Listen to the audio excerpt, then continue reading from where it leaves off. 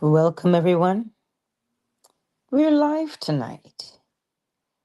It is dark. it is dark. I got the window open and, like, man, it is dark. Okay? But listen, this morning, usually when I leave the house, I have a wink and a nod at Orion's belt because it's cool.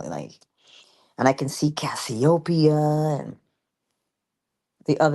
I can see the Big Dipper, but I can see the constellations. So I'm like, dude, that's awesome.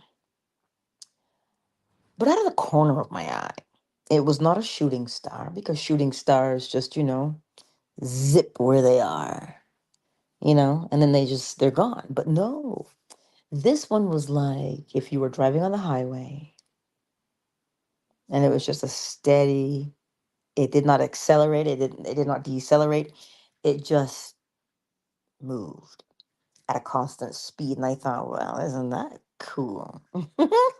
Hey, Ms. Almighty. I was just telling everybody the experience I had this morning. And so I stood there looking up at the sky, watching this, whatever it was, a star. I don't know. I just watched it move across the sky. And I thought, man, I don't know if that's a satellite. Uh, I could only speculate. But anywho, I thought it was cool. Every time I get ready to start reading, I yawn because it's bedtime. Funny how your body knows these things, eh? Yeah. So I got the volume all turned up, and we're going to start. Tonight's lecture, my, is Simon Lifts the Cross. This is from March the 17th, 1969. Neville says, I think you will find this very practical tonight. But to me, the most practical book in the world is the Bible. We are told they found one whose name was Simon, and they laid on him the cross to carry it behind Jesus. Well, the word Simon in scripture means to hear with understanding and then to consent to what you have heard. You may hear it and deny it. That's not Simon. Simon is one who hears and consents. He agrees to what he has heard. Now, who is Jesus? For he carries the cross behind Jesus. The gospel tells what happened in the soul of Jesus, events that were seen and heard by none save by him. Through these experiences, he gained the certainty that he was the Son of God and eventually God himself. The story is told, and few will accept it. For his interpretation of Scripture or of the secret of Messiah, as against the interpretations of the priests, well, they were poles apart. But Simon understood what he heard and could follow it, and now he carries the cross. I hope tonight that everyone in this room could call himself or herself a Simon. Now, who is the Simon? He said, bear ye one another's burdens, and so fulfill the law of Christ. Galatians 6, verse 2. Well, the law of Christ, as described in the Sermon on the Mount, is imaginal. It is wholly psychological. You've heard it said of old, you should not commit adultery. But I tell you that anyone who looks lustfully upon a woman has already committed the act in his heart. Matthew 5:27. Well, the word heart and the word self are synonymous in the Bible. When we speak, and he said in his heart, he is saying to himself. When we are told, hmm, he's saying it to himself, right? So when we are told he communed with his own heart upon his bed, he is communing with himself. He has already committed the act when he looks lustfully on another. So the whole law of Christ is mental, it is imaginal. And now he carries the burden for inasmuch as you do it to one of the least among one of these, you do it unto me. Matthew 25, verse 40. So Paul makes the statement, from now on, we regard no one from the human point of view, even though we once regarded Christ from the human point of view. We regard him thus no longer. 2 Corinthians 5:16. He saw the meaning of Christ, that Christ was the pattern buried in every child born of woman. That is the pattern. So he could not see a little Christ. He saw the universal Christ, the cosmic Christ, buried in everyone in the world.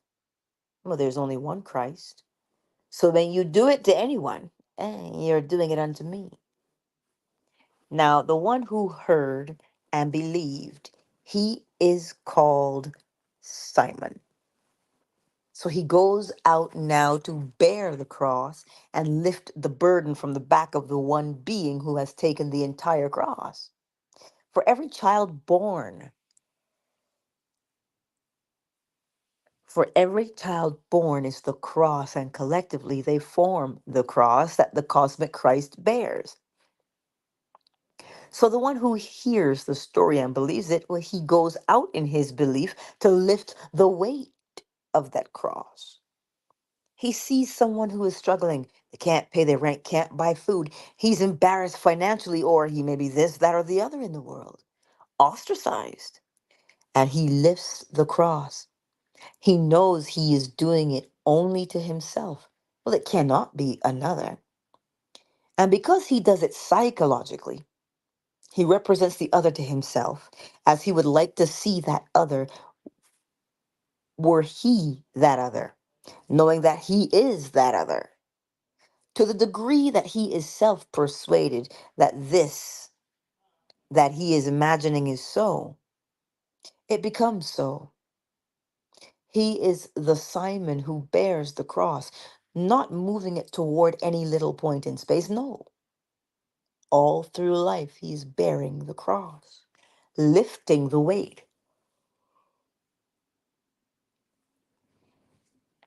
And many a man today is behind the eight ball because no one ever believed he would be anything other than what he is. Unfortunately, in my own case, I had a mother who, and she would take us separately, which we did not know until I went back after 12 years in America. Having cocktails on the veranda this evening, it came up for the first time. But she took me and persuaded me that I was her favorite and that I would never let her down. Well, no, mother, never. You're going to make mother very proud of you, aren't you? And naturally you say, well, yes, mummy. She would curl my hair because I had long white curls, and she would curl them up and push her fingers in the curl, kiss me, and send me on my way.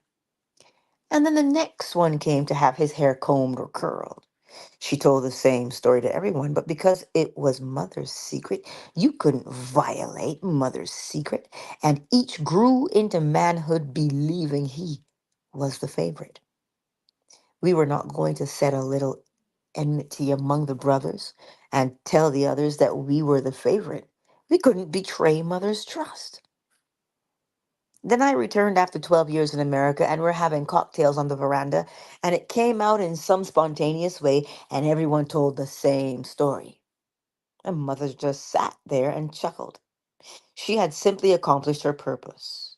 She got over to us the feeling of being important because we were her favorite and we couldn't let her down. Everyone had to be simply right. She did not expect us to make a fortune in the world, but to be something of which she would be proud.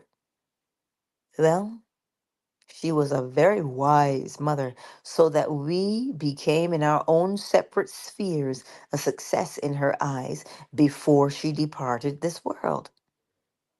And many a man today is what he is, in the gutter, because no one ever believed he would be anything other than where he is today. So I say, if we really hear the story and believe it, that there is only one being, there seems to be 3.5 billion, but there's only one being, and there's one real cross made up of all the bodies in the world. So every child born of woman is that cross. And the being that animates that child is Christ Jesus. So I can't do to any child in this world, whether it be a little infant or one departing this world, that I'm doing to another. You can't do it to someone because there is no other. So bear ye one another's burdens and so fulfill the law of Christ. For inasmuch as you do it to one of the least among one of these, you have done it unto me. Well, if you believe it, then you are bearing the cross because you put it into practice. If you hear it, but you don't really believe it, and you're so engrossed in your own little world, so that let him take care of himself, you see him as another. You do not see him as a projection of yourself. If you really believe the story, you will become Simon, and Simon bears the cross. He is the one who finds the child. For Simon in the spirit comes into the temple, and as the parents bring the little child into the temple, Simon takes him up in his arms and said, Lord, let now thy servant depart in peace, according to thy word, for my eyes have seen him, the salvation of God. Luke 2:28. Well, read now the 52nd chapter of Isaiah, where the little child symbolizes the unveiled arm of God. Hmm. The unveiled arm is the symbol of his creative power, and the child symbolizes that power. Isaiah 52, verse 10. So he takes it up in his arms, and now he wants the promise to be kept. Now let me depart in peace, for I have seen the salvation of God. And in this wonderful 52nd chapter, it speaks of the unveiling of the arm of God, which is the salvation of the world.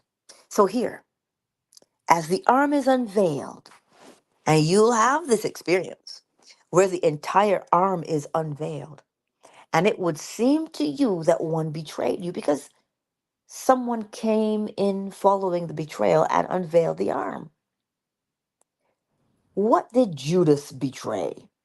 He betrayed the messianic secret of Jesus and the place where he might be found, for he heard the secret and he betrayed it.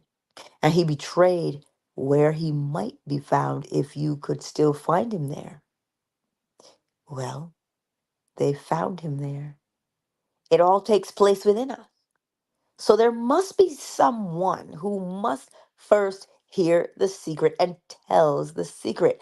What? So there must be someone who must first hear the secret and tells the secret. I have betrayed it by writing my book called Resurrection. I have betrayed it from beginning to end. So I have played the part of Judas. I experienced it, and that was the part of Jesus.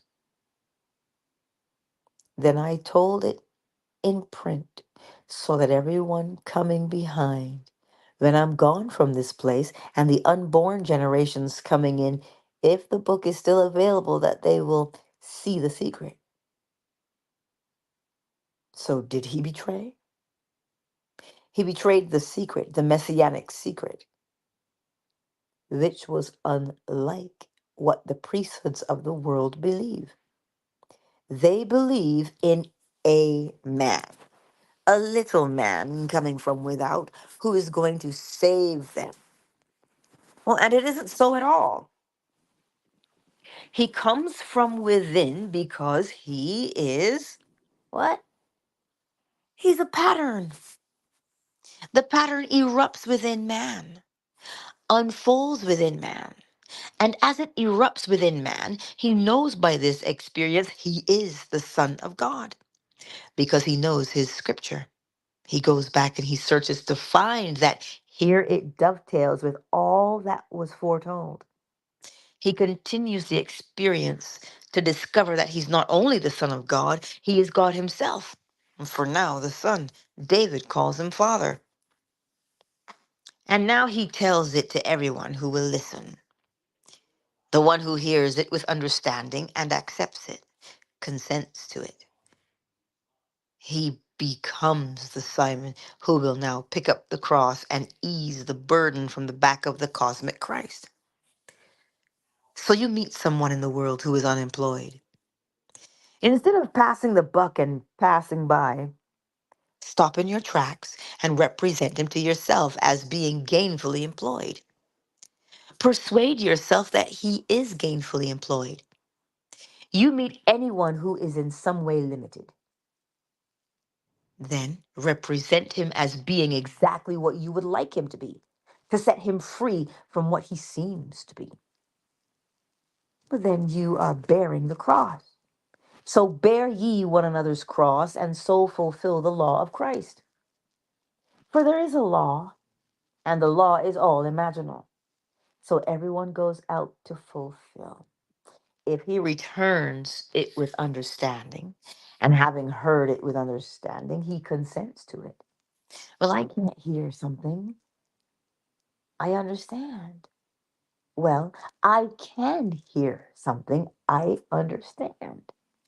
But I may not agree with it. I may say, that's stupid.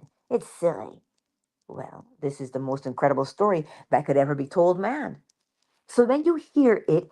If you're a brilliant mind, it doesn't mean that because you're a brilliant mind that you'll accept it. You understand it if you have intelligence, but you may completely discount it. And the more brilliant men are today, it seems the more they discount it as a myth. They can't believe for one moment this story is true, and yet it is true. Everyone who accepts it will one day experience the entire gospel unfolding within himself. For the gospel is nothing more than that which happened within the soul of Jesus. Then Jesus means, do you remember what Jesus means? It means Jehovah, and Jehovah is the Lord. Well, Jehovah is in man, which is I am. So that everyone, when he hears it with understanding and experiences, it is Jesus. If I use the word Jesus and you think of a man 2,000 years ago and you don't see the Jesus in everyone, well, he's sound asleep and carrying a tremendous burden while he's asleep. If you have accepted the story and you are beginning to stir, you're beginning to awaken, you will lift the burden from the back of Jesus. You will lift the burden from the back of Jesus and you will carry it because he walks behind Jesus. So you're told they seized Simon, and having seized him, they placed upon him the cross that he would carry it behind Jesus. So he carried the cross. It only means the individual in the world, any individual who hears with understanding and consents to what he has heard. Well, if I really consent to it, I cannot pass by anyone and not do something to lift the burden. So they come to the door, and you might say to them, no, I don't have what you ask of me. Or, I don't need your books. So they come to the other door and want to sell you $100 worth of books or $100 worth of magazines. Well, all right, that's their little game. They've got to make a living. They've got to make and pay, right? You pay your rent. And maybe they're married and they have an obligation to their family. So you say no physically to their appeal. Listen, but you say no physically to their appeal. But as they leave you inwardly, you see them successful. And as they leave your world, you persuade yourself that they are as you represent them to you. To the degree that you are self persuaded, they will be. But they don't know that you've done it. They need not know that you lifted the cross for them. They will go on and things will happen in their world, and they will certainly become what you have seen them to be. They will not have the slightest idea who did it. Well, who did it? Christ did it, because there's only one Christ in the world. You take no credit because you're only doing it to yourself. The whole vast world is yourself pushed out. So, representing anyone to yourself as you would like them to represent you, listen, representing anyone to yourself as you would like them to represent you,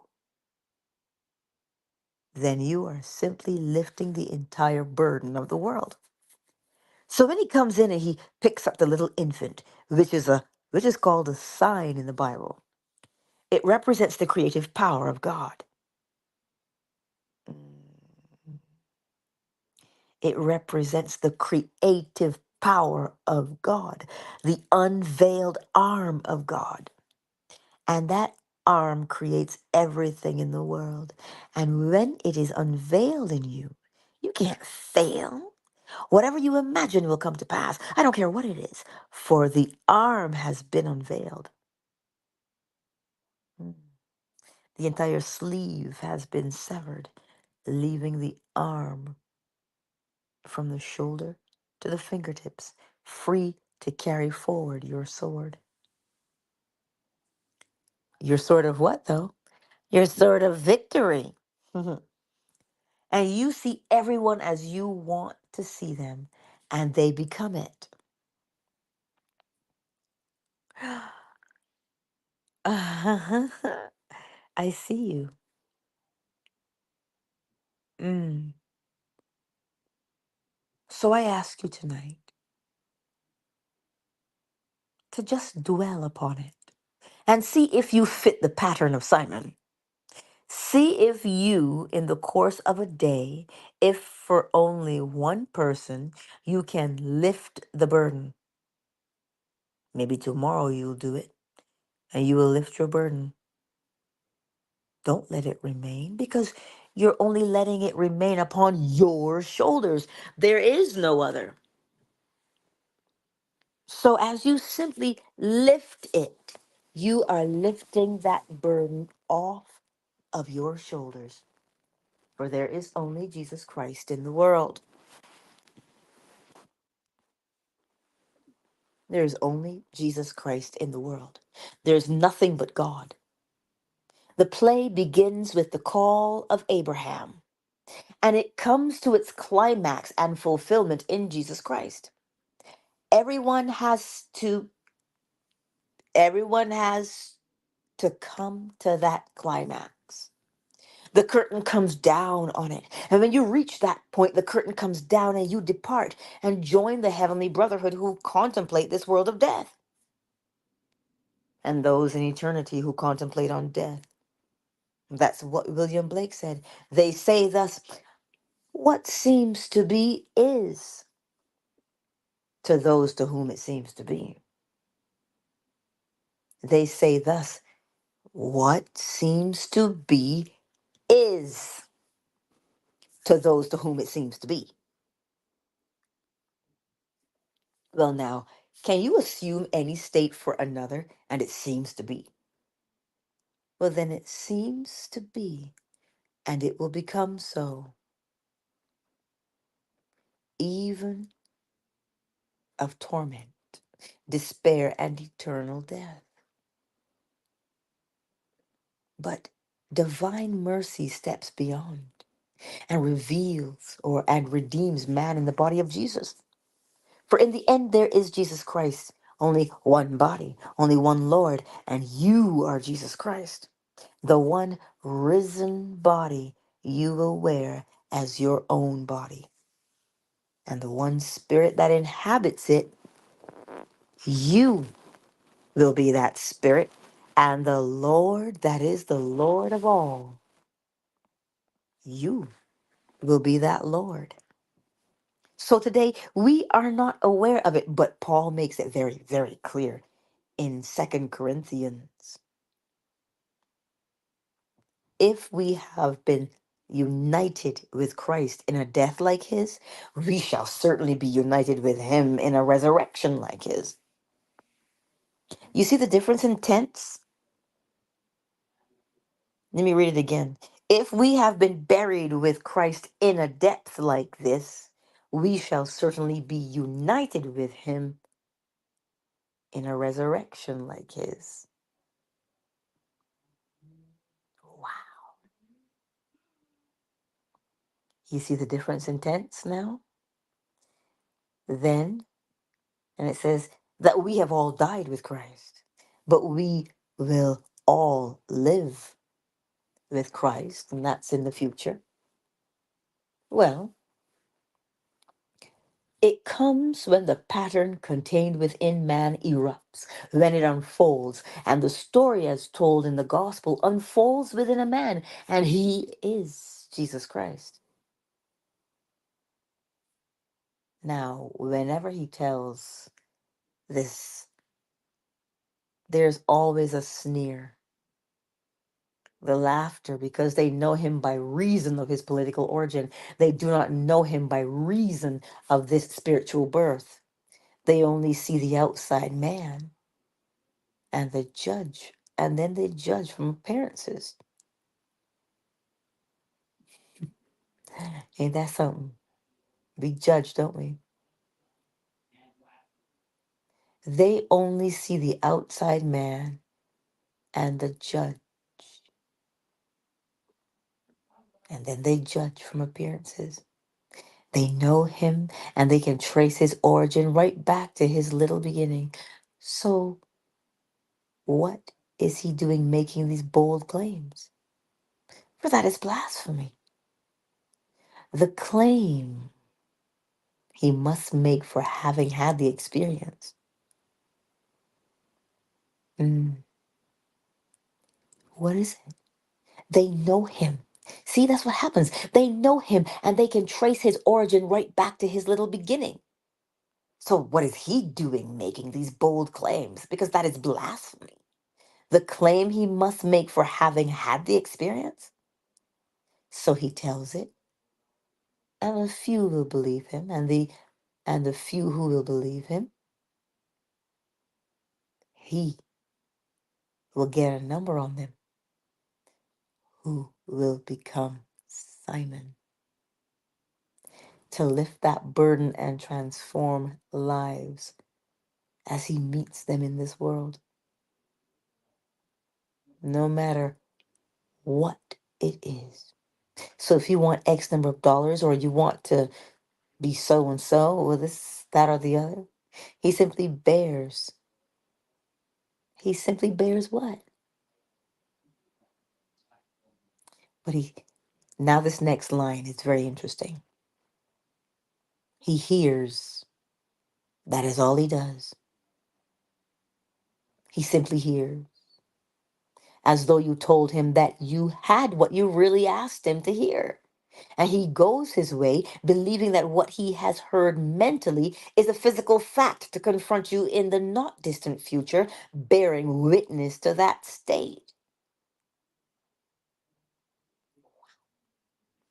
I told you that was hot. Or maybe he will hear it through the grapevine that it has worked, but he doesn't seek praise. No thanks. He knows it must come into being. So he is lifting the burden, lifting the cross. So he carries the cross behind Jesus. He hears the pattern and he believes in the pattern, and that's believing in Jesus. I have to highlight something so we can read it at the end.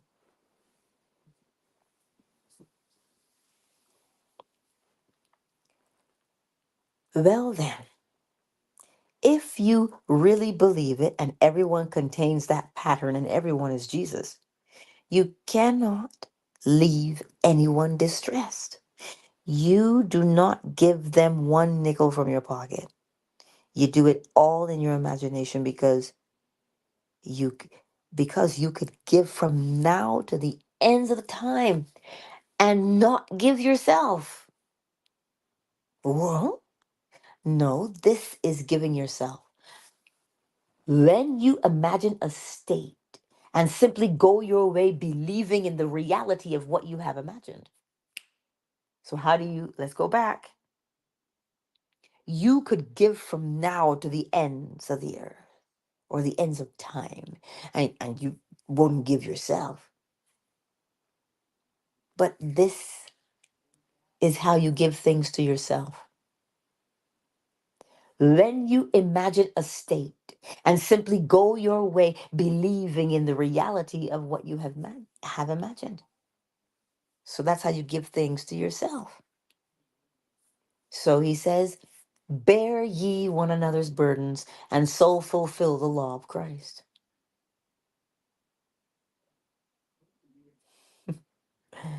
That is told us in the 6th chapter of Galatians, Galatians 6, verse 2. You see, you can actually feel it. Oh, yes, you can actually feel it. The joy of having done what you've done.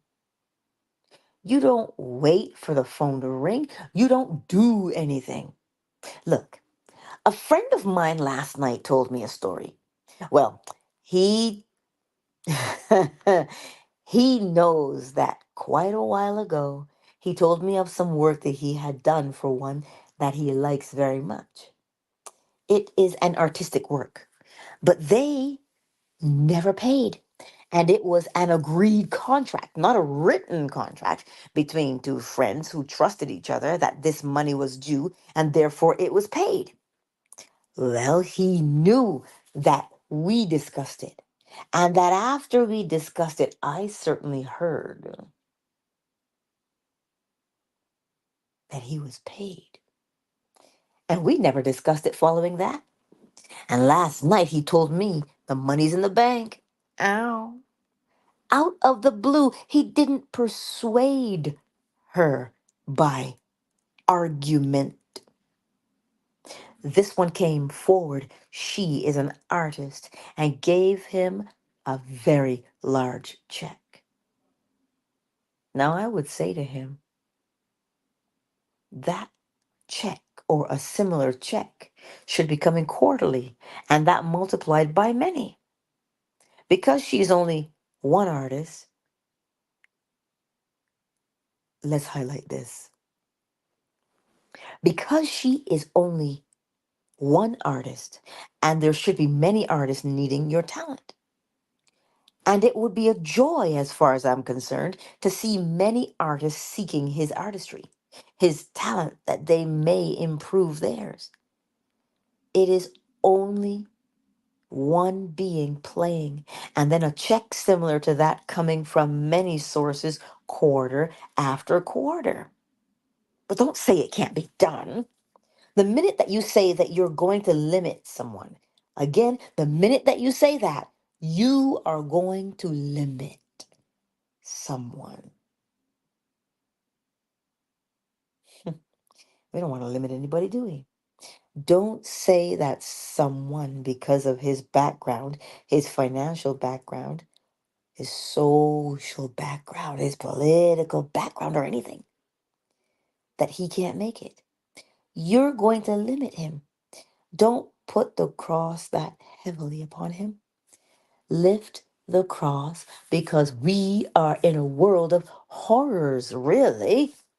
But as William Blake said, and William Blake understood it so perfectly, he said, do not let yourself be intimidated by the horrors of the world. Everything is ordered and correct. How beautiful. Everything is ordered and correct and must fulfill its destiny in order to attain perfection. You have to hear that again. Everything is ordered and correct and must fulfill its destiny in order to attain perfection. Follow this path, and you will receive from your own ego a deeper insight into the eternal beauties of reality. You will also receive an even bigger or deeper release from all that now seems so sad and terrible. But if you know, ooh, something fell. But if you know, he says, if you know this story, you will lift the burden. Well, yes, they'll carry it because they have to carry it. But why must they carry it when you yourself are carrying it? Because you're carrying all the crosses of the world. You cannot meet a stranger in this world. There isn't one being that is a stranger, regardless of the pigment of his skin, regardless of his tongue, language, regardless of anything. We are all one, for God is one. And we're told in the great Shema of the Hebrew Confession of Faith, "Hear, O Israel, the Lord our God, the Lord is one." Deuteronomy 6, verse 4. And never forget it. If he's one, there can't be a second. So in the end, you and I will be the same being, the same Father, and we'll have the same Son. Now I have been sent into this world to convey one thought. I have conveyed it and I have recorded it. I've recorded that the true son is David. It's been 2,000 years since the unveiling of the mystery of God. It has never been done before, and I have not much to convey now. I've completed the work that I was sent to do because the priests do not know the mystery. They do not know it. They are men without vision, and they are arguing from a book that they do not understand. My mother used to say to me, "But after all, Neville," a priest to her was the wisest man in the world, "and you cannot contradict him." Well, I wouldn't contradict my mother, and I wouldn't argue with my mother. She was simply to me something altogether wonderful, so I could not discuss it with another. But I knew they were stupid. I heard it discussed with the priests, discussed with the other ministers, and I overheard these conversations, and I knew this whole thing was stupid because it wasn't so at all.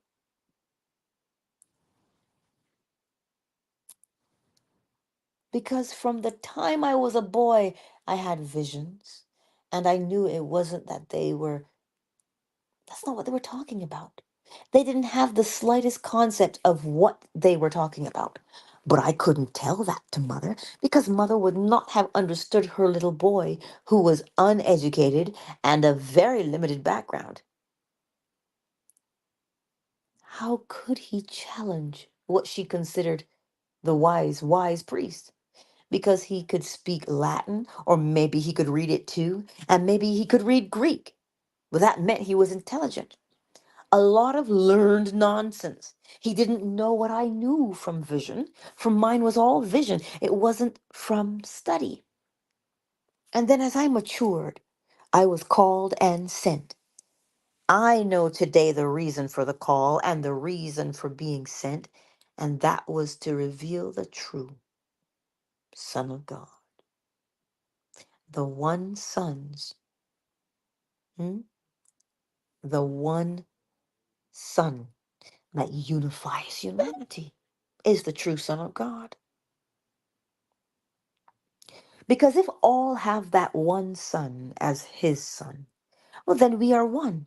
The Father, Jesus Christ, is God, the Father, and David is his Son.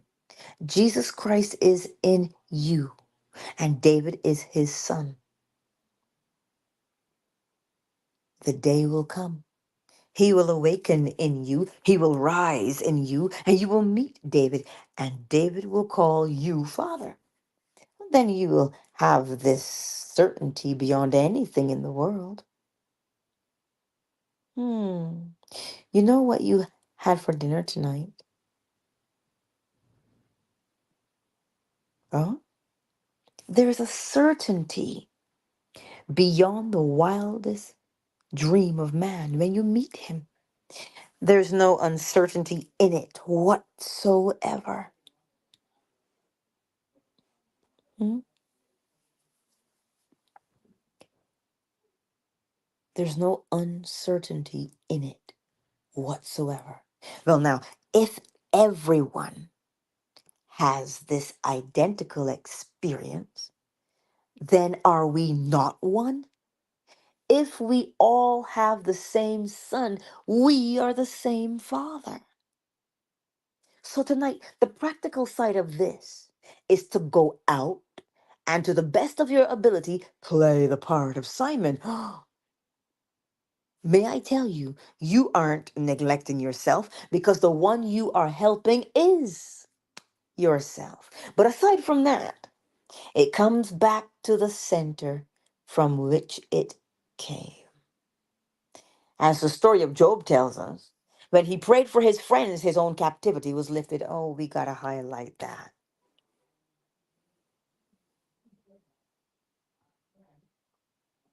Got to highlight that.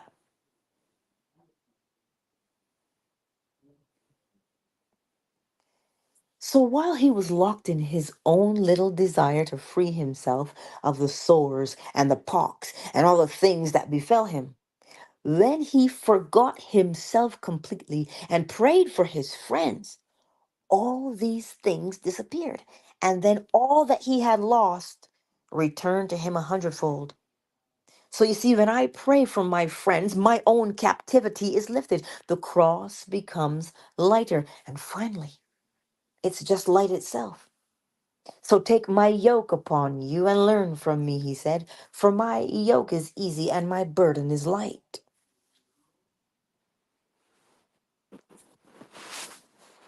And that is Matthew 11:30.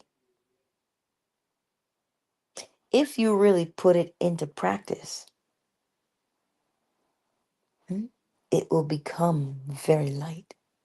You ask no praise, no thanks from anyone, no financial gain, just the joy of seeing the cross lifted, for it's being lifted from your own shoulder. So if I actually hear a man's need, and instead of ignoring it, I represent that man to myself as one who has had that problem solved and become self persuaded that it is solved.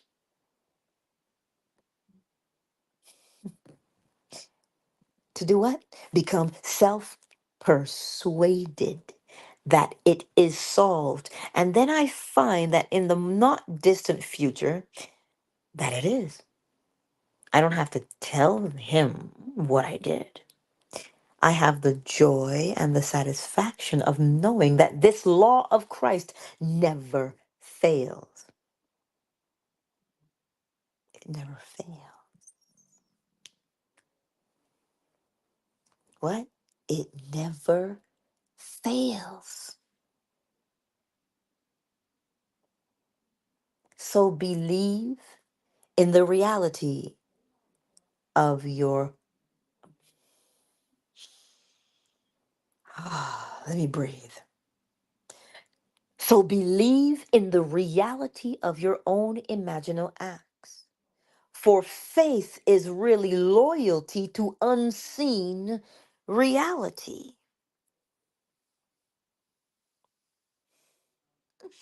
I was in a room with this last night. Faith is really loyalty to unseen reality. I must have faith. And I have faith not in things seen, but things unseen. I don't see the unseen imaginal act as an eternal fact now. But I must remain loyal to the unseen reality. And then in time, The unseen will become seen, and the world will see it. The world will see it.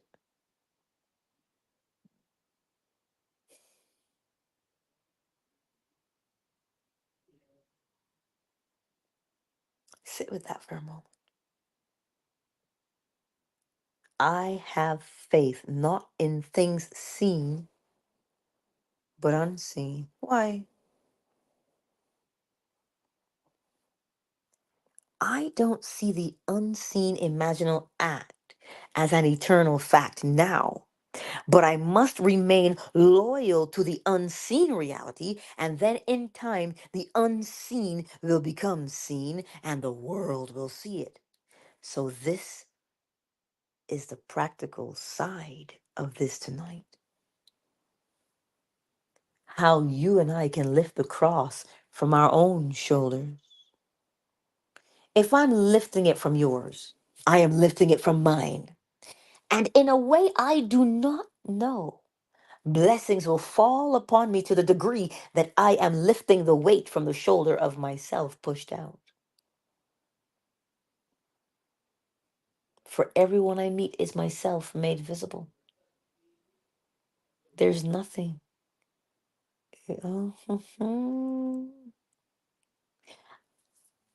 In a way I do not know, blessings fall upon me to the degree that I am lifting the weight from the shoulders of myself pushed out. Who's yourself pushed out? The other person. For everyone I meet is myself made visible. There's nothing but myself, and there is nothing but God. So when you read these passages and put them together into a mosaic, it tells the most beautiful story. It is simply the most marvelous picture if you take it.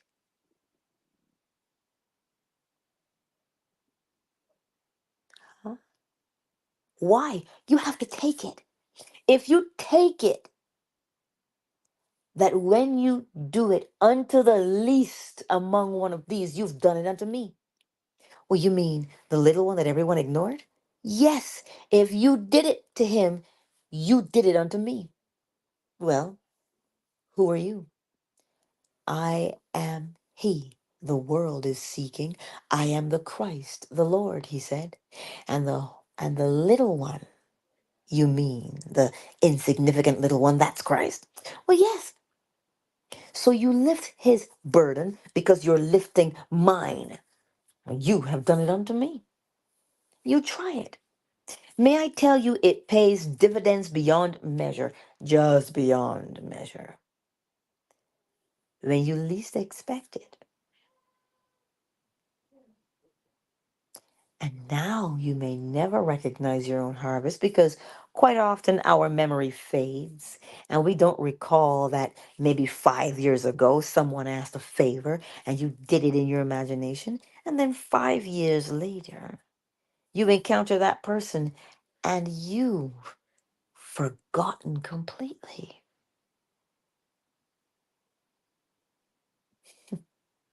You only know that, well, aren't you lovely and things are going in a marvelous way for you? Yeah. And you don't realize that 5 years ago, before they sought you out and asked you to help them, and you did, and in your own wonderful spiritual way, and it worked. Maybe even they have forgotten. What does it matter? The burden has been lifted, so we go forward to lift the cross, playing the part of Simon. They they will come. And it says, you too will play the part in the most tangible manner of taking that little sign called the child wrapped in swaddling clothes, lifting it up in your arms. He only symbolizes the power of God that has just been unveiled. Here is the power of God. Listen, you read it in the 52nd chapter. I think it's the 10th verse of Isaiah. Isaiah 52, verse 10. The whole thing is unveiled. The whole thing.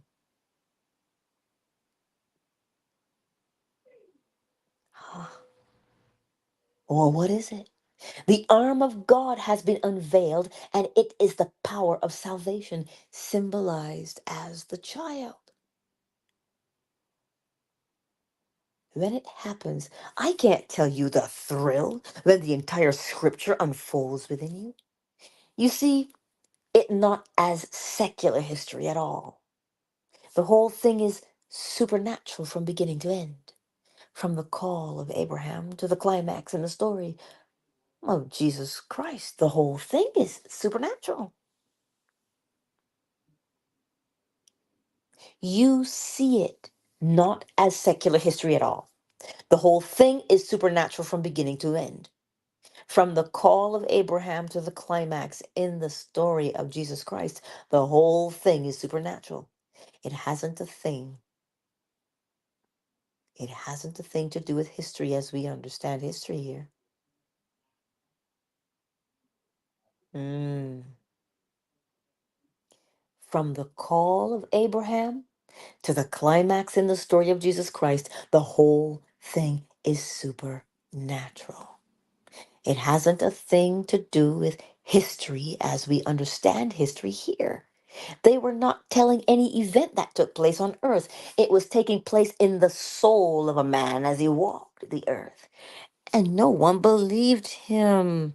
Mm-mm. Because they knew his parents, they knew his brothers, they knew his sisters. And how could he make these claims? For that was sacrilege, and the priests did not believe that. They turned to the priests. They were the authorities. They were the ones who should know. So they turned to the rabbis, and the rabbis said, "No, he's an imposter." So he goes and he tells it. And finally, he finds a small little circle that believes him. Hmm? So he goes and he tells it. And finally, he finds a small little circle that believes him to the point of putting it into practice.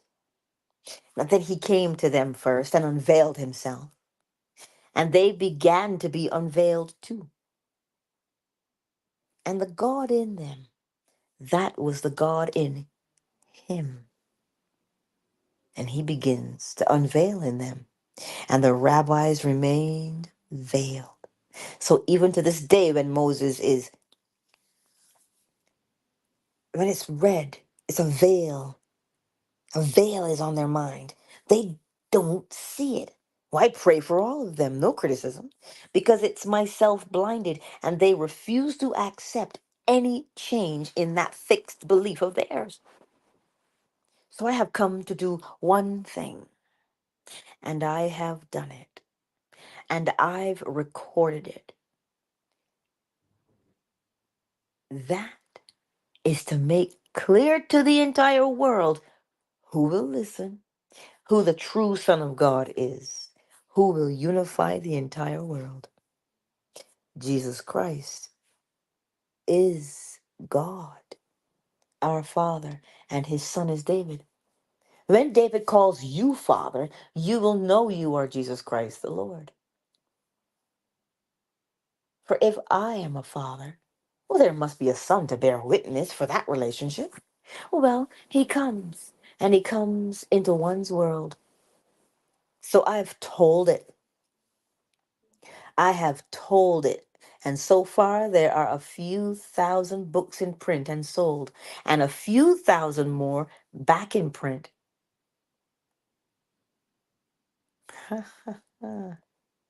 Listen to what he's saying.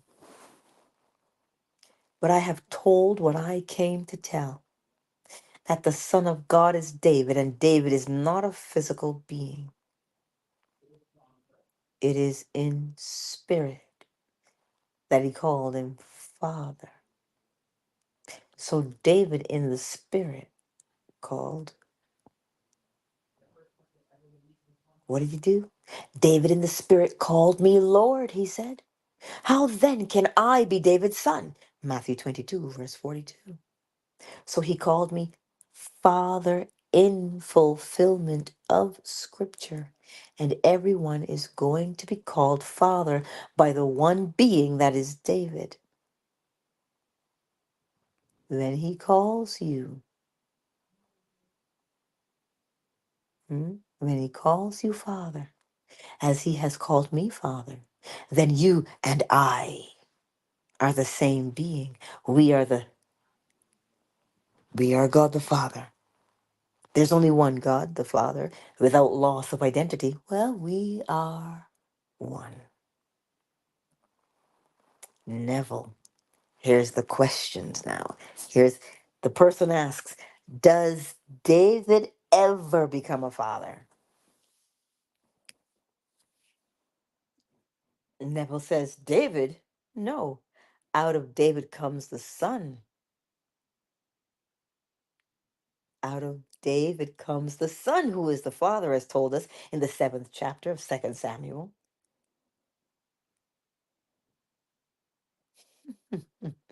Go unto my servant David, and say unto him that when your days are fulfilled, and you lie down with your fathers, I will raise up your son after you, who shall come forth from your body.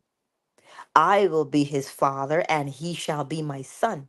For David is the culmination of the journey. When you come to the very end, when you come to the very end, though you wear the name of John or Neville or any other criminal, hmm, listen, when you come to the very end, even though you wear the name of John or Neville or any other name, at the end of the journey, David is the very last. He was all anyway, because he's played the part that you willed him to play. So, see the criminal. If you want to be the criminal, you can play that part. You want to be whoever, you play the part.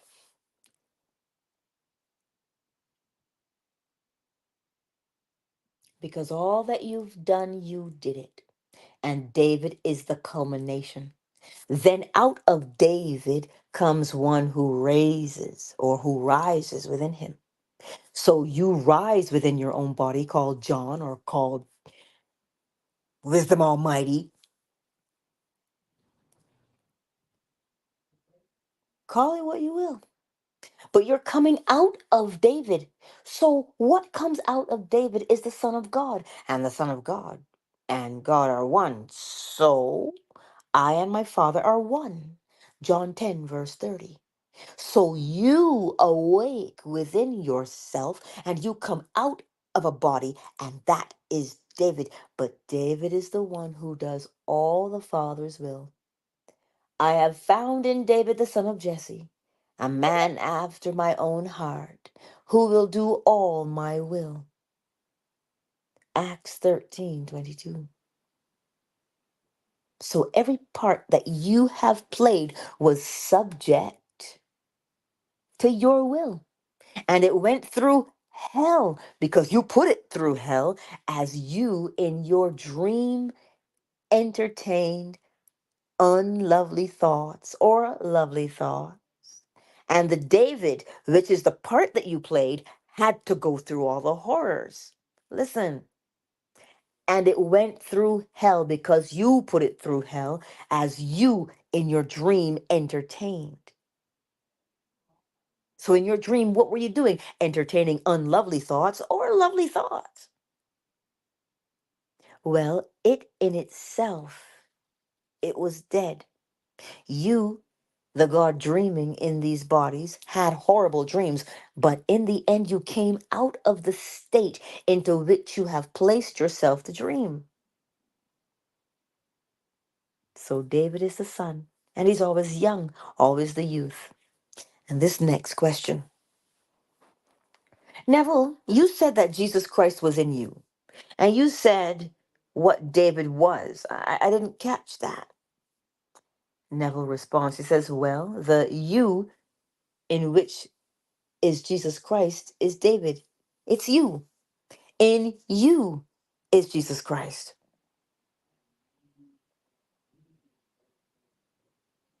Did you hear? He says, in you is Jesus Christ. When Jesus Christ wakes in you, it is I am. It's you waking. But he wakes in you that which you think yourself to be. Oh,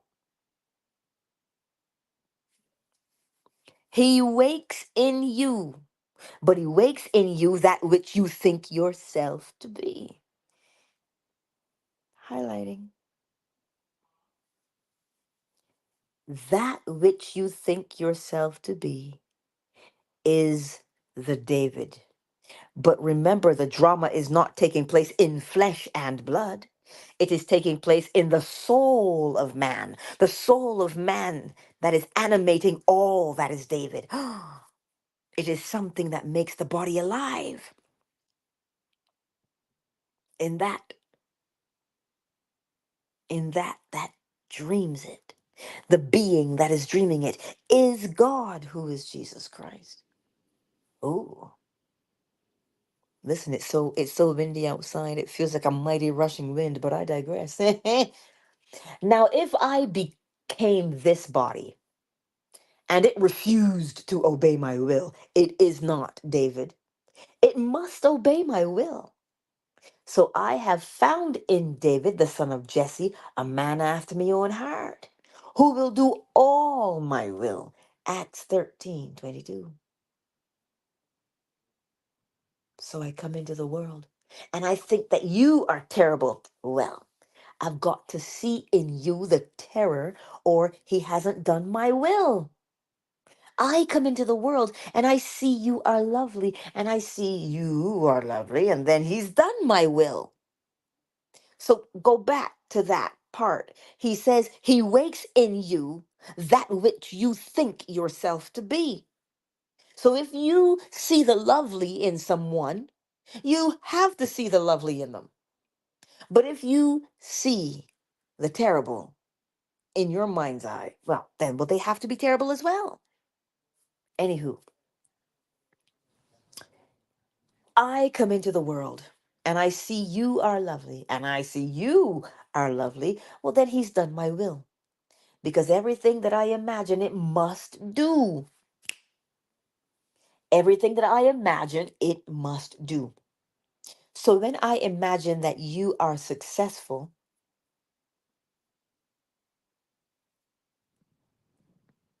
I didn't go anywhere. I just want you to hear it. So when I imagine that you are successful, what do you think happens? Well, then you must become successful. And he has done my will, because no one sees me. I am spirit. I am spirit invisible to mortal eye.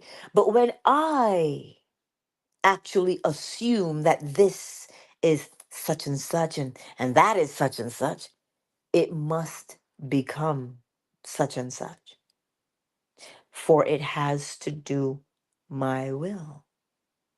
But man, not knowing his own imaginal acts, he denies that he is doing the things that he reaps in the world. He is totally unaware of his own harvest and denies that he had anything to do with it. Listen, you hear it from numberless lips. "Oh, why should this happen to me?" And you say, well, why shouldn't it? Why shouldn't it?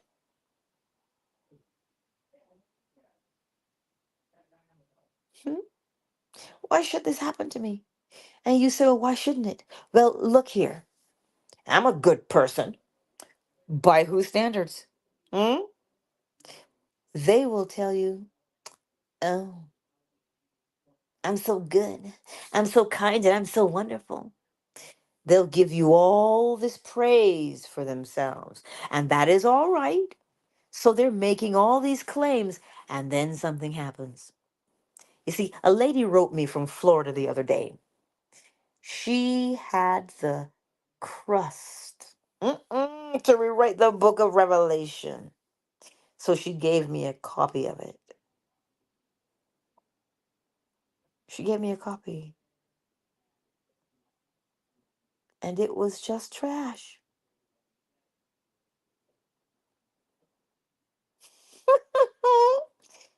Nonsense beyond nonsense, he says. Well, her husband died at the age of 84, and she wondered, why should this happen to me? Meaning that she rewrote the book of Revelation. She rewrote the book of Revelation. And she's a very wise person, a very kind person, a great teacher. Well, what can you say to a person like that? What do you say? How can you answer her letter without offending? Why should it happen to me? And now she'll turn right around and become an atheist because he died at 84. She told me in New York City only 4 years ago, the man is 84. Hmm. So he was then 80. Hmm. At the age of 80, just imagine, Neville, that he is just as though he were 40. And I'm wondering, am I in an insane institution or not? She's thinking of the sexual power of a man, 80, and she's my senior in years. And you wrote Revelation,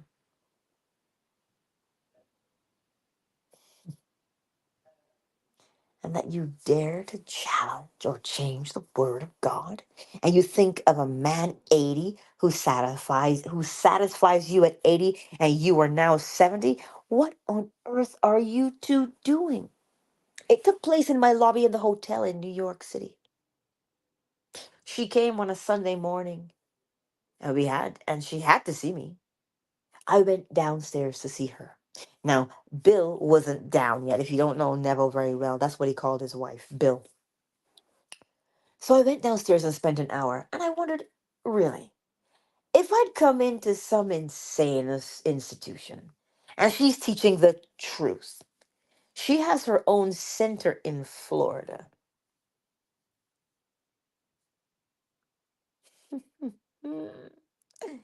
He was teaching music, and she told me all these things. And I wondered, what am I here for? Here is a sheer waste of one beautiful hour. I could be upstairs sitting in a robe. Shoot, I couldn't have said that better myself. I had to get up early and shave and come downstairs to hear that nonsense. Yikes. If I told her that in heaven that man is above the organization of sex,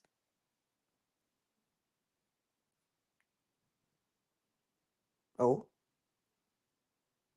if I told her that in heaven that man is above the organization of sex, shoot, she'd drop dead.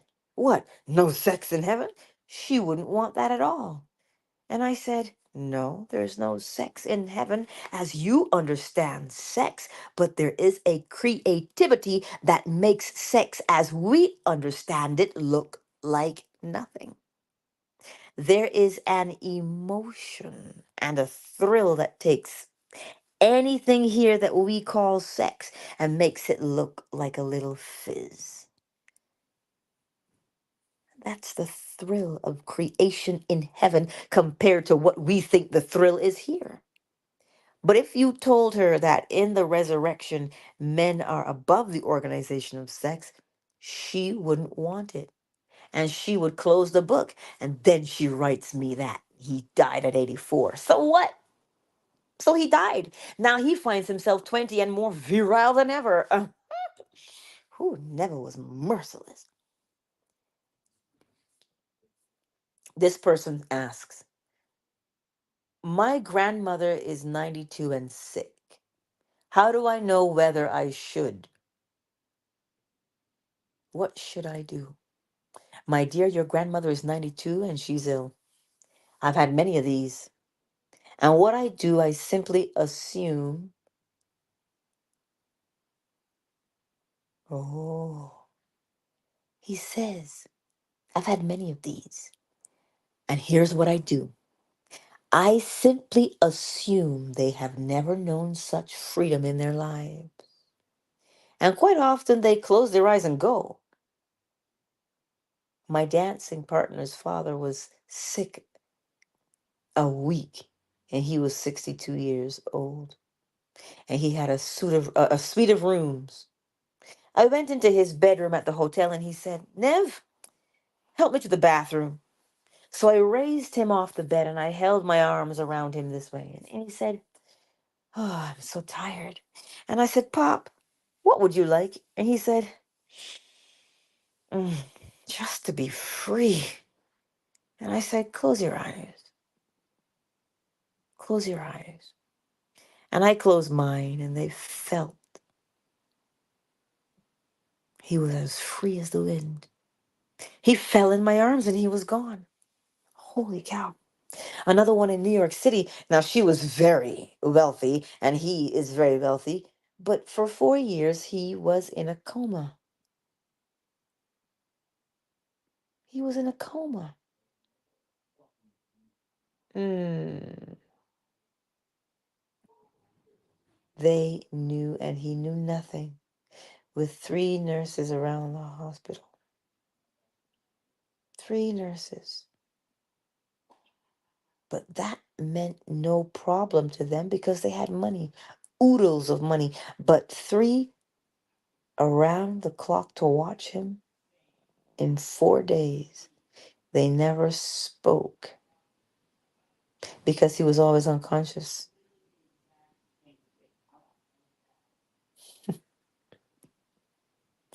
In 4 years, they never spoke because he was always unconscious. Now, she came to see me, and her problem was her little vanity.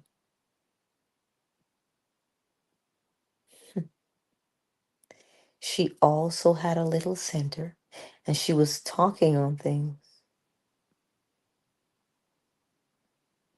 Hmm. That's a sad one for me, but she hid this thing from her people that they wouldn't think for 1 second that her husband was 4 years in a coma.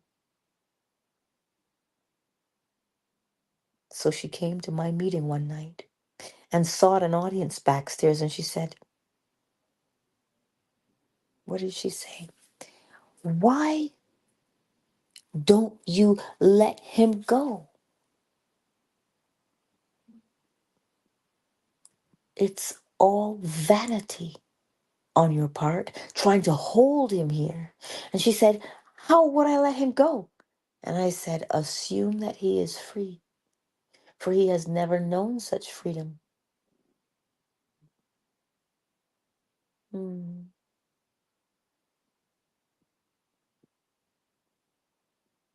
She's never known. He'd never known such freedom. And 1 week later, she went into the room, which was not often.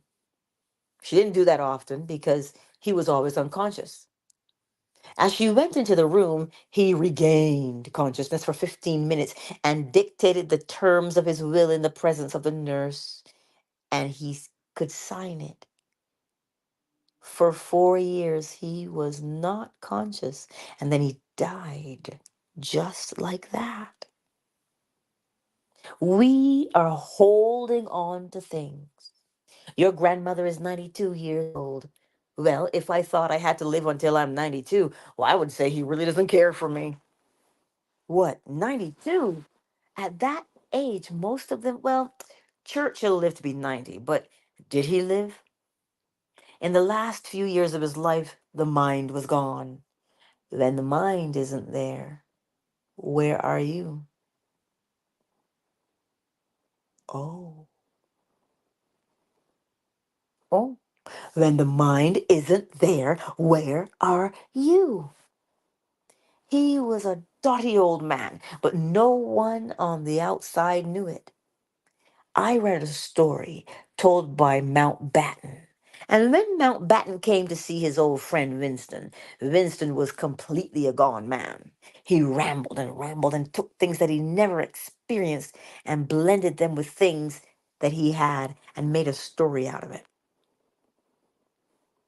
What he read in the papers and books to him became facts as he had experienced them.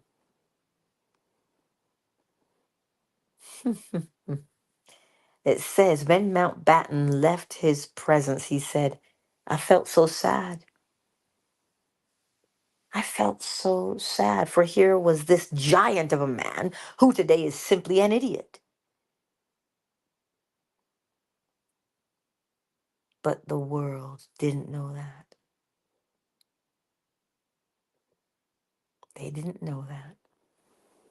And everyone does until they reach the end and they are resurrected. Only the resurrected transcend the return and enter the new age. And those are the questions. This one, he dropped some jewels. But he awakes. Who awakes? Jesus Christ awakes in you. But he wakes in you that which you think yourself to be. Boom. I keep telling you, it's all in the mind. The universe is mental. It says,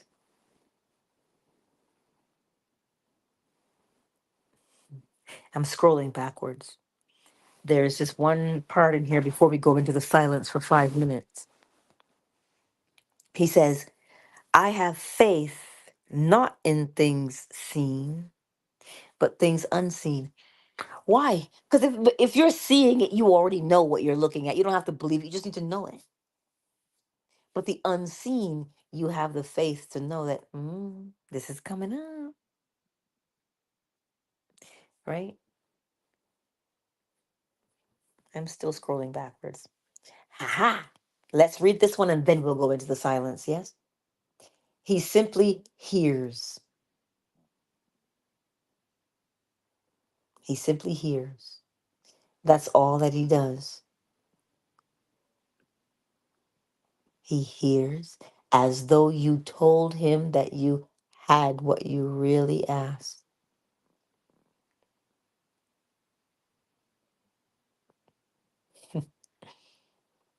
That part before. Listen one more time and we'll go into the silence. He hears as though you told him that you had what you really asked him to hear. And he goes his way believing that what he has heard mentally is a physical fact to confront you in the not distant future. Let us go into the silence.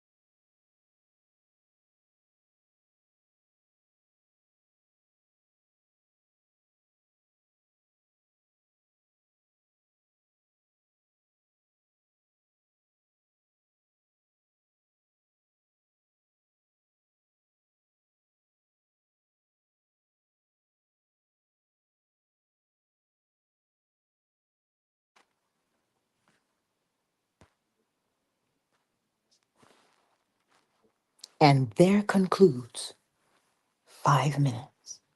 So remember what he's saying to you here. It's so funny, like seriously. I was in a room last night and they were talking about this very same thing. Because Neville always says that we personify the characters in the Bible and we make them into persons, when in actuality they are psychological. It is just an attribute. So to be Simon is to believe in your imaginal act. Because when you believe in your imaginal act, you are lifting the cross. Your burdens. What do we say? I'm gonna lay down my burdens down by the riverside. That's what we used to sing in church. But to actually, you lift your burdens by believing in the reality of your imaginal act. That's what you do with it. So as you put your head on your pillow tonight,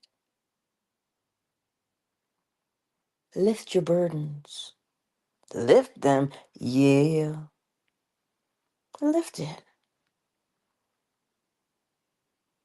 Lift it. By believing in your freedom.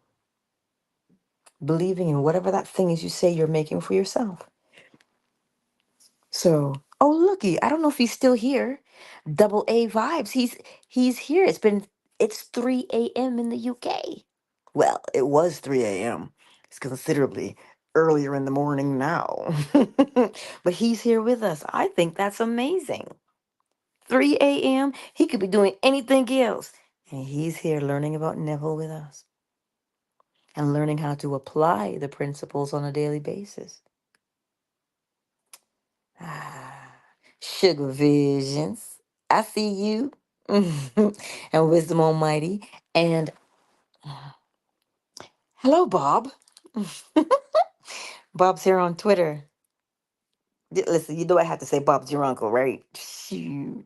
I had to. Couldn't help myself.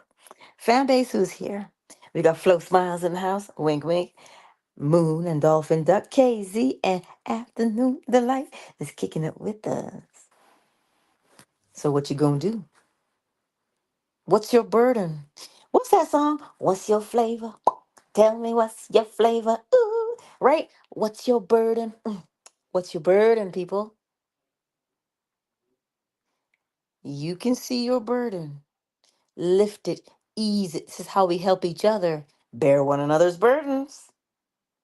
How do you bear one another's burdens? You don't suffer with anybody. No, you see them as being successful and not suffering. But whatever it is you see them to be is what they become. That's why he's telling you to see the lovely. So that when he always says, isn't it wonderful? Reminds me of Stevie Wonder. Isn't she lovely? I couldn't help myself. But is your vision not lovely? Is your desire not lovely? That other scripture says, and then I'll do the countdown.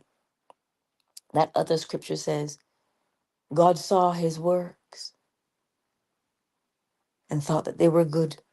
He loved his work. So what will you love? Will you love your desire? Mm. Anywho, countdown initiated. He told you how to do it. He said from last night's lecture. Countdown paused. He told you in the lecture last night how to do it. He said, bring before your mind's eye your closest friends who would celebrate your success and begin to see the joy on their faces for you. Begin to hear their statements of praise for your success. That's what he says to do. And you fall asleep like that, you will bring that thing to pass. But don't look at the clock. Remember Habakkuk chapter 2, verse 3. Every flower or every vision has its appointed hour. It will ripen. It will flower. It will not be late. If it is late, then wait. It's all right to have some patience, right? It is. Countdown initiated. 5, 4, 3, 2, 1. Little bit is downstairs, sleeping in the tent. So I'll go get him. But he says good night too. Good night, everyone. Rest well and practice. Fan base, I'll see you tomorrow starting at 3 p.m., 4 p.m., 5 p.m. Eastern Standard Time, right here on Fanbase. TCM, Narrating 101, and the subscriber room is back, y'all. Group coaching is back. Woohoo! So 3, 4, and 5 p.m. Eastern Standard Time. Huh? Don't meet me there. Beat me there. Ow. Somebody told me that, and I thought that was awesome. Anyway, I love you all. Good night, everyone.